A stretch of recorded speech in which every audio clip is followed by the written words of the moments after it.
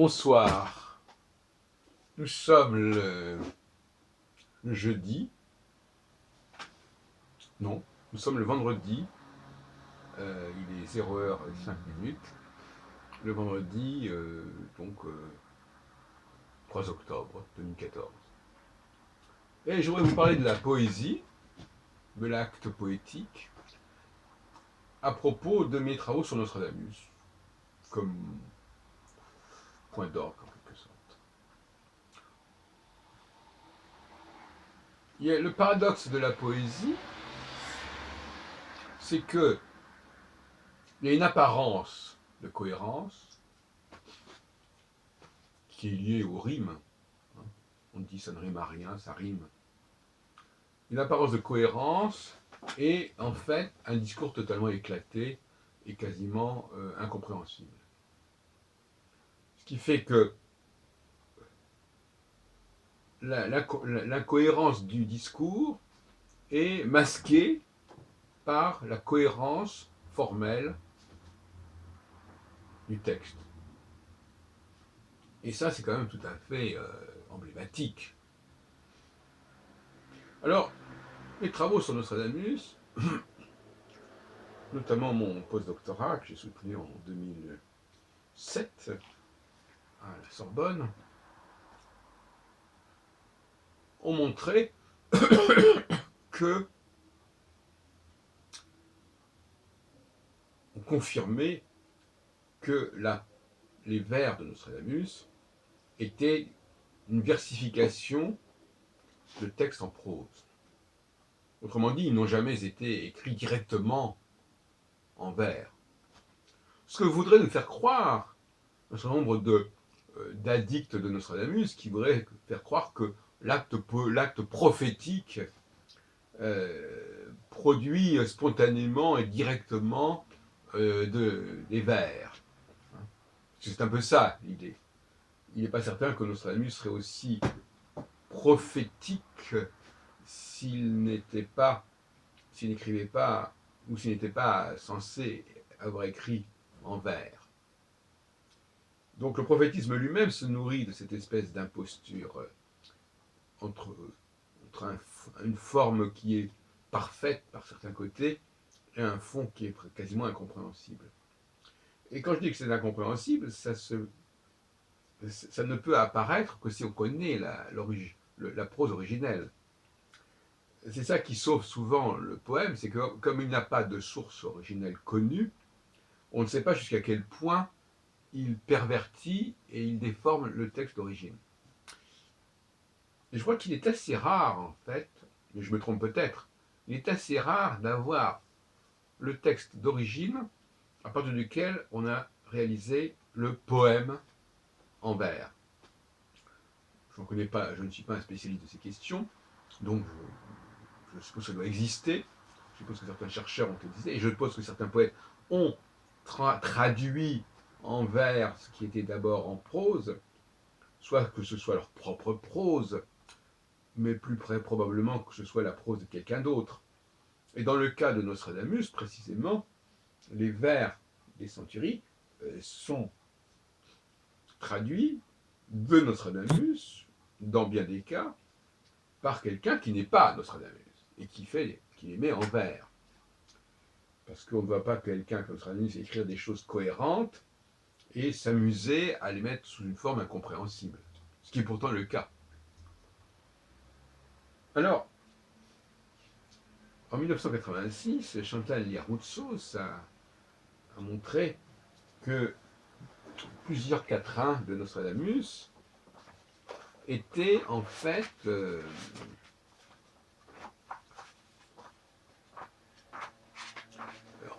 repris de la Guide des chemins de France. Et de Charles Estienne, 1550, et notamment le quatrain sur Varennes. Alors moi, j'ai apporté d'autres éléments, sur lesquels je ne m'arrêterai pas trop longtemps.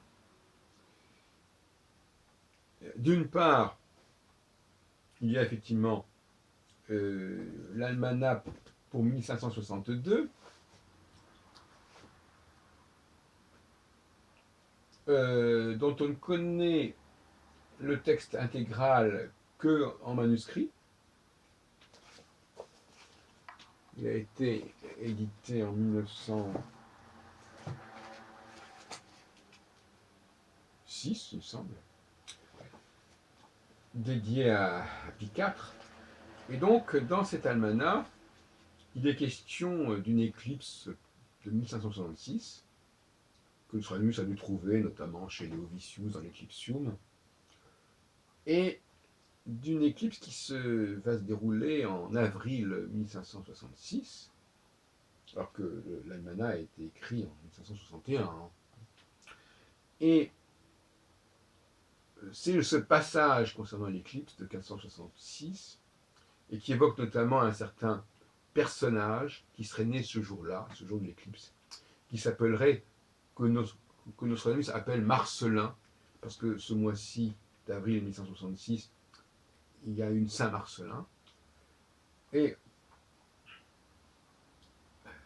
il fait un jeu de mots en disant ce Marcellin qui serait plutôt Masselin. Il ne le dit pas, mais il serait plus encore caractérisé si on enlevait le R de Marcellin, ça donnerait Marcellin, qui est une forme italienne, italianisante, pour dire le boucher. Et dans les centuries de Nostradamus, on trouve effectivement à 2 reprises ce nom de Masselin, dont jusqu'à présent on disait, bon, il utilise ce mot-là, mais on ne savait pas que ça venait d'un texte en prose. Et je crois que je suis le premier à l'avoir trouvé. Alors, plus Masselin, donc ça c'est en 876. Et puis, il y en a un autre, enfin, le plus connu, c'est celui-là. Puisqu'il est souvent référé à Bonaparte, Napoléon Bonaparte. Bon, donc, il y a cette utilisation comme ça de passages en prose. Tout ce qu'on appelle les présages d'Nostradamus, qui sont des quatrains qui figurent dans ces almanachs, sont eux-mêmes des mises en vers des pronostications en prose de Nostradamus dans ces mêmes almanachs. Et ça aussi, personne ne l'avait montré. Alors, cette mise en vers, évidemment, cette versification des pronostications en prose de Nostradamus, elle n'est certainement pas faite par Nostradamus lui-même, encore une fois, et elle reprend des mots des pronostications, mais dans un ordre complètement aléatoire. C'est là qu'on voit bien que derrière cette cohérence des rimes et des rythmes, on cache quelque chose qui ne tient pas debout. Et un autre exemple, parce que je crois qu'on ne peut pas dire non plus que Nostradamus, que les vers de les quatrains, que ce soit ceux des almanachs ou ceux des centuries, soient tous issus des productions de Nostradamus, des productions officielles. Denis Hamel, que j'ai rencontré en 2009, qui est mort depuis, qui appartient au groupe des sceptiques du Québec, a montré, dans une conférence que je crois que j'ai filmée, a montré que il y avait des papiers personnels, des notes de voyage, des notes de lecture, qui ont pu également servir pour réaliser certains quatrains des centuries. Mais, je voudrais terminer sur 2 points, que j'ai peut-être déjà évoqués dans d'autres documents, mais je voudrais les évoquer à ce sujet de la poésie et de ces paradoxes de la poésie. Premièrement, qu'il y a même dans le cas de la guide des chemins de France, il y a des quatrains qui sont modifiés par rapport à ce document d'origine. Ça montre bien que la source est une chose, mais après elle peut être retravaillée. Et que par exemple dans un des quatrains, qui concerne justement le fameux couronnement d'Henri IV, qui a lieu après qu'il se soit converti, Paris vaut bien une messe, au début de l'année 1594, eh bien, on a pris un quatrain qui parlait de la ville de Chastres, dans les environs de Paris, et on l'a remplacé par Chartres. Donc on est passé de Chastres, qui est l'actuel Arpajon, à Chartres, qui est le lieu où Henri IV a été couronné. Rouen. Et c'est intéressant. Là, nous avons un quatrain qui est, il faut bien le comprendre, n'est-ce pas, qui n'a été réalisé que très tardivement, qui n'a été utilisé que très tardivement, c'est-à-dire vers 1594. Ce qui nous amène à penser, mais je suis un petit peu rapide dans mes conclusions là, mais ce qui peut nous amener à penser que tous les quatrains que Madame Liaroutsos a montrés comme ayant été utilisés dans les centuries, pourraient être de cette même époque, de 1593-1594. 93 parce que c'était à la veille du couronnement et qu'il fallait montrer que Nostradamus avait annoncé ce couronnement. Donc ça peut être dans les derniers mois de 1593, à peu près à l'époque justement de la fameuse conversion pour en pouvoir entrer dans Paris. Et donc il faudrait revoir ça. C'est ce que j'appelle un chronème. Un chronème, c'est un critère qui permet de dater à peu près certainement ce qu'on appelle autrefois, on appelait ça un terminus aquem. Et donc là, on a un critère intéressant pour situer à quel moment cette mise en vers de la guide des chemins de France a pu se réaliser. Donc voyez-vous, ceux qui disent que ça a été fait en 1560, qu'il y a une publication en 1568, c'est pas très sérieux. Et puis je terminerai sur un autre aspect qui est intéressant. J'en ai fait part à un congrès concernant pas Nostradamus, mais la divination, je sais pas, les journées Verdun-Saulnier en 1997, je crois, qui est paru l'année suivante aux éditions de l'École normale supérieure, Papes et prophéties, un truc comme ça, ou prophéties et prophètes. Et j'ai montré qu'il y a un passage de la centurie 446 qui parle de la défaite de Tours, de la ruine de Tours. Garde-toi, Tours, de ta proche ruine. 4e centurie, 446. Alors vous me direz, oui, d'accord, oui, Tours, oui, c'est vrai que Tours était la capitale autour de la capitale. C'était vers autour de Tours que s'étaient organisés les quartiers généraux d'Henri IV, enfin du futur Henri IV, et face à Paris, qui était le quartier général en quelque sorte de la Ligue et de ceux qui voulaient faire élire un partisan catholique. Enfin bref. Et là, nous n'avons pas la source de ce quatrain. Hein. Donc c'est un quatrain qui a certainement été réalisé sous la Ligue, justement, probablement en 1589, par là. Et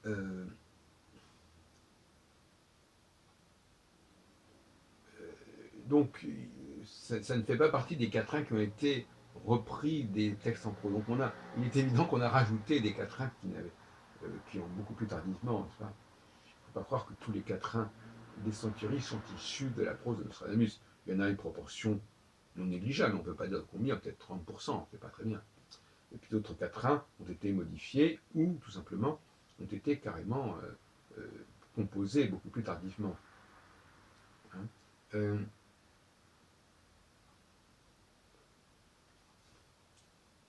Nous avons donc là une œuvre collective, n'est-ce pas? Et avec beaucoup de fausses dates. On se demande même jusqu'à quel point, enfin, ça n'en finit pas. Les faux documents, les faux quatrains, les fausses éditions, etc. Enfin, ça n'arrête pas.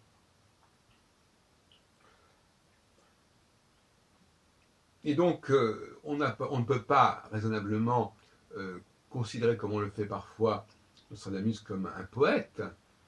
Ce n'est pas un poète, c'est quelqu'un qui a inspiré des poèmes, mais ce n'est pas lui-même un poète.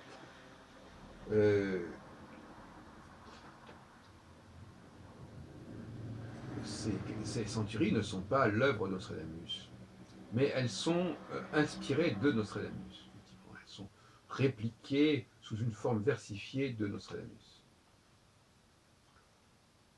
Voilà, c'est à peu près tout ce que je voulais vous dire ce soir à ce sujet. Il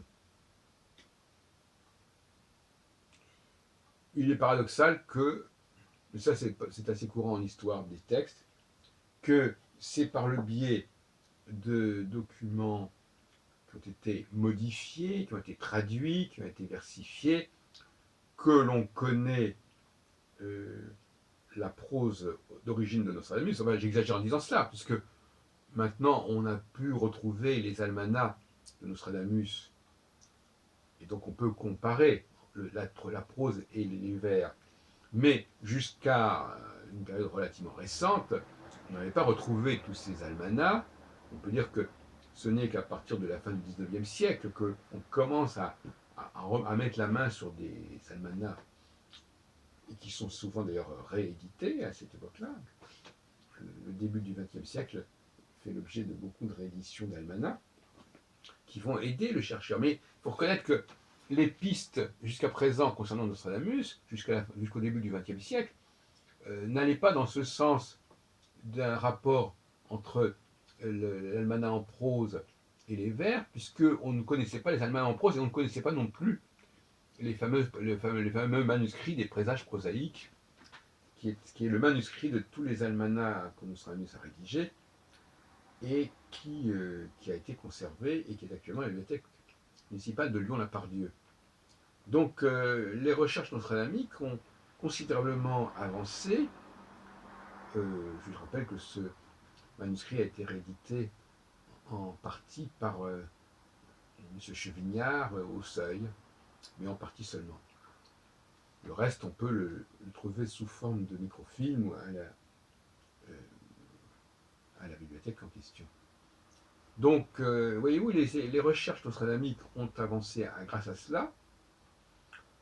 Et je terminerai par un appel. On est toujours en quête de cette fameuse édition des centuries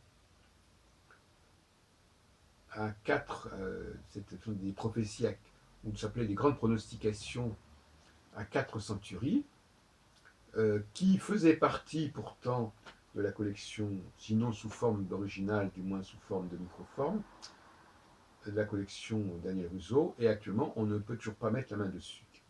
Et c'est actuellement, je dirais, le seul document majeur qui manque à la recherche nostradamique.